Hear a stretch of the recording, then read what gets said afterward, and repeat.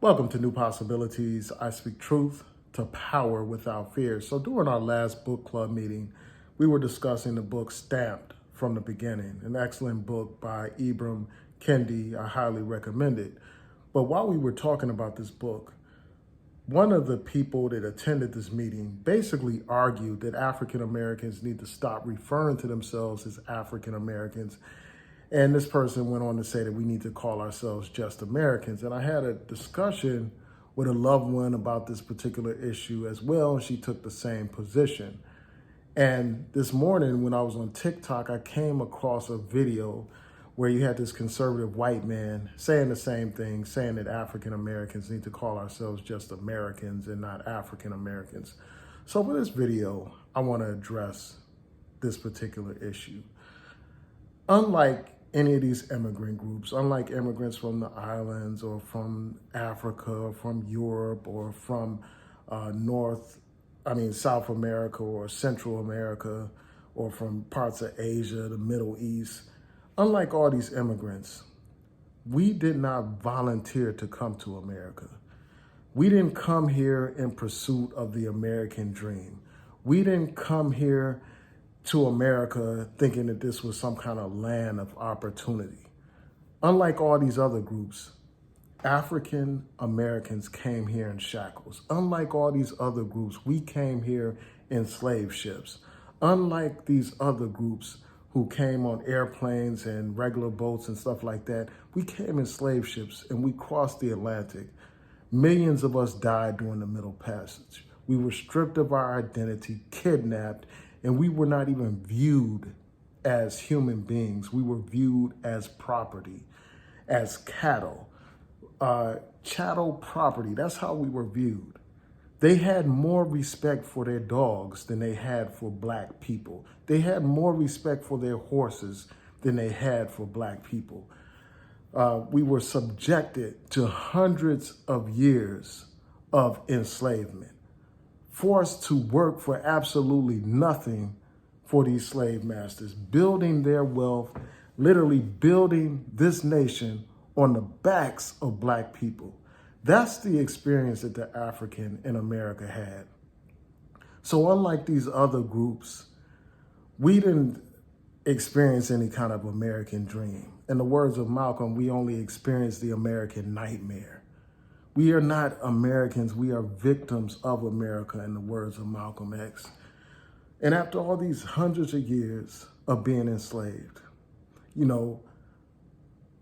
even after they gave us token citizenship on paper, they continued to treat black people as virtual slaves.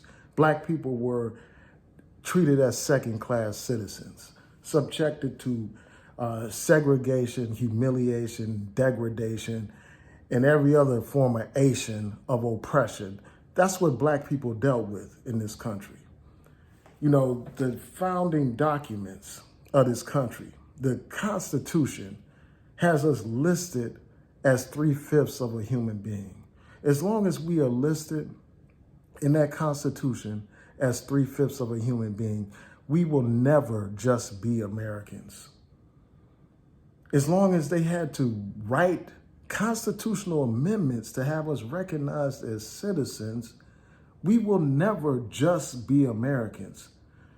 Those founding fathers, when they created this nation and they were writing about the rights of all human beings talking about how we're all created equal and endowed with certain inalienable rights, the rights to life, liberty, and the pursuit of happiness. While they were writing those beautiful words, declaring their independence, they held black people in bondage.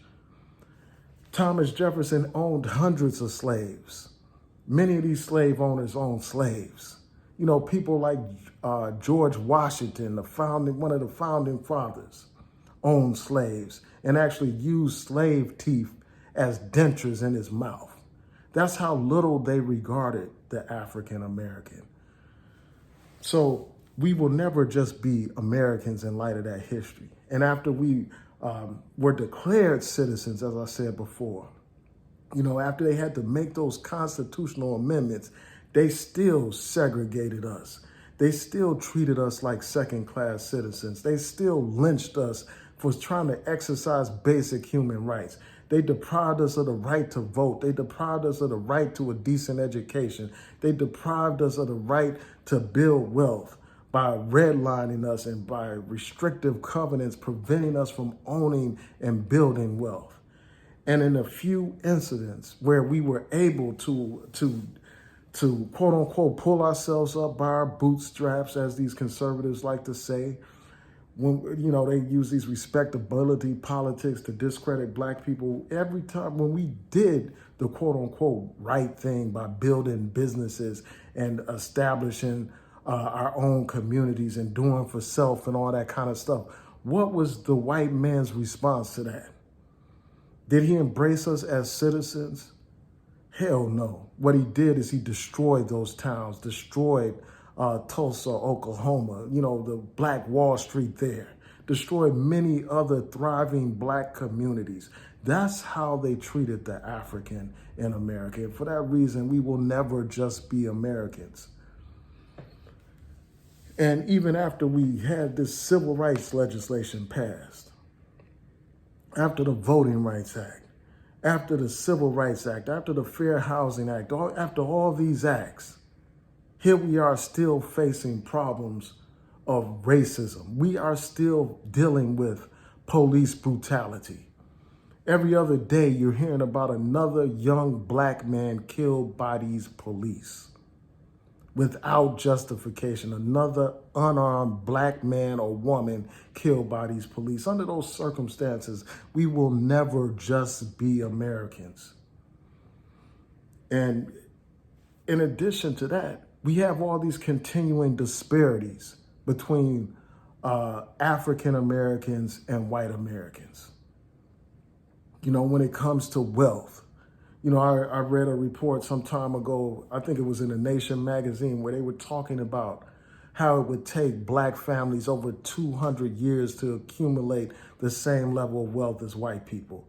Anytime you're living under those circumstances, you will never just be an American. In fact, it's a question of whether or not we are even Americans to begin with in light of the way they treated us. They never treated us like quote unquote Americans. After we proved our loyalty to a country that was disloyal to us by fighting in every single war that this country has ever waged, we came back home to be treated like trash, to be treated like garbage, to be abused and neglected and oppressed. That's what we returned to after fighting for this country, after fighting in the Revolutionary War, after fighting in the Civil War, after fighting in every single war that you can think of, all the way up to the modern wars in Afghanistan and Iraq and all that kind of stuff. Coming home to second-class treatment. That's what black people have faced in this country. So you have to excuse us if we don't identify with the land of our captivity. You have to excuse us if we don't identify with the land of our oppression. You have to excuse us if we don't identify with the land that held us in bondage for hundreds of years. So our perspective is different from the immigrant's perspective. Our perspective is different from the white man's perspective in this country. These white people, they benefit from white privilege. Even the most lowly white man in a trailer park benefits from white privilege in this country. Under those circumstances, we will never just be Americans. Never. When this country decides to treat us like full human beings, then maybe we could think about becoming an American. And the other thing is this: America is only a part of our story. Our history did not begin when that white man brought us in slave ships to this country. We were a people before then. We had a culture before then. We had a language before then. We had customs before then.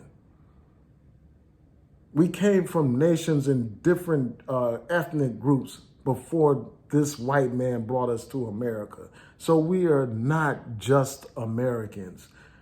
Africa runs through our veins. Africa is in our DNA, both our physical DNA and our cultural DNA. Despite all the years of this white man suppressing our culture and trying to strip us and rob us of our identity, we have still maintained certain aspects of our African identity.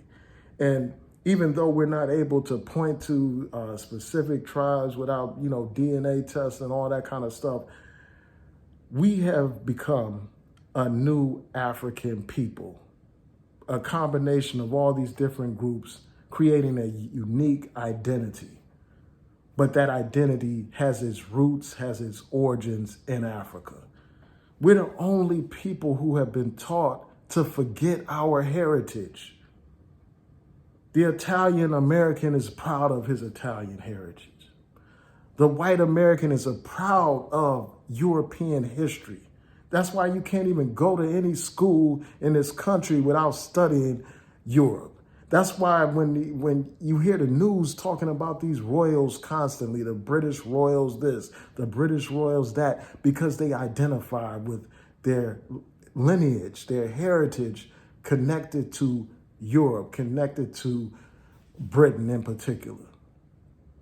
The Asian celebrates his culture. The Arab celebrates his culture. But when it comes to black people, they want us to negate and deny who we are and just become quote unquote American. That's what they want for us. They want us to forget our ancestors. And I say to hell with that. I will never forget our ancestors. We have to identify with our motherland. And in the words of, I think it was Marcus Garvey who said this, something to the effect of that a tree can't survive without its roots. Our roots are in Africa. We've been taught for the longest time to despise our heritage. And that's why we don't want to identify with Africa. Because we've been taught that Africa is the dark continent. We've been taught that Africa is uncivilized. We've been taught that Africa is savage. We've been taught that Africa is plagued with nothing but war and famine and all that. Those are the images that they gave us. So it's no wonder that some of our people would rather be anything but African. They would rather claim that they're from a whole nother planet, in the words of Umar Johnson, than to identify with Africa for some of our ignorant brothers and sisters. They would rather say that there's some aborigines, make up all this false history and identify with this country over their own identity, their African identity. They would rather claim that they're from Israel and there's some Hebrews and all that kind of stuff than to identify with Africa, because they have been thoroughly brainwashed and programmed not to love themselves, not to love who they are as African people. And that's not to say that we should, of course, deny our individuality as a people, as a distinct African people in this country. That's not to say that. But we cannot negate our connection to Africa. We cannot get to the point where we embrace the land of our oppression over the motherland where we came from. And to me, that epitomizes Stockholm Syndrome. Anytime you identify with your land of oppression more than you identify with the place where you actually came from. So those are my quick thoughts about this particular issue. I do think that we need to embrace our full identity. And our identity is complex. W.E.B. Du Bois talks about this when he talked about the double consciousness that black people have. So yeah, with that, please rate, comment, subscribe, like the video, share the video, and hit that notification bell so that you'll know when I post new content on here. I'm going to post one more video after this. So with that, peace and blessings. And I want to encourage you all to support the book club, to like the book club page, and join our next discussion. Our next discussion will be focused on An American Marriage by Tayari Jones, I believe. I'll post a link to the invite in the comments and in the description box of this video.